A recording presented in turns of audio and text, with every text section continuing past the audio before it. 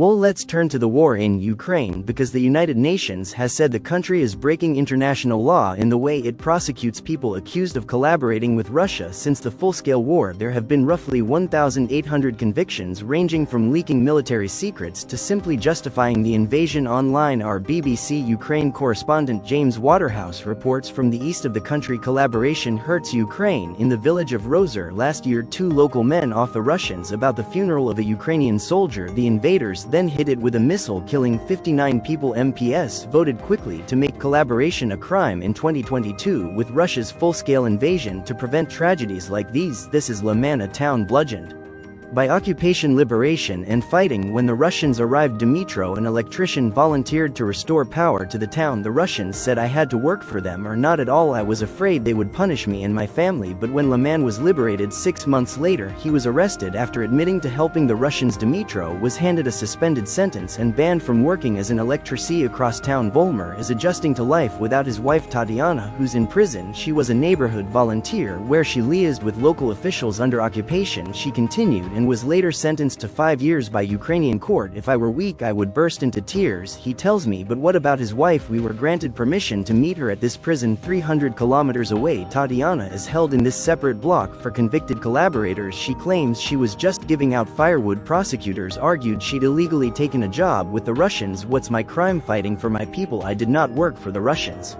I survived and found myself in a prison. Critics, including the United Nations, are concerned the law is problematic because it is vaguely worded, and in terms of compliance with international humanitarian law, it does criminalize acts that could be lawfully compelled by the occupying authority. But the message from one of the MPs who drew up the collaboration law is blunt. I strongly disagree with such a statement that this legislation is in breach of international law. What about those who act under duress? Might be saying what they need to just survive. Look, the law is pretty much clear, saying that collaboration is a crime if you do it voluntary, not under direct pressure. For now, this collaboration law is seen as necessary for tough justice if it means Ukraine can be free of Russia's. Thanks for watching. For more updates, like, share, subscribe and press bell icon.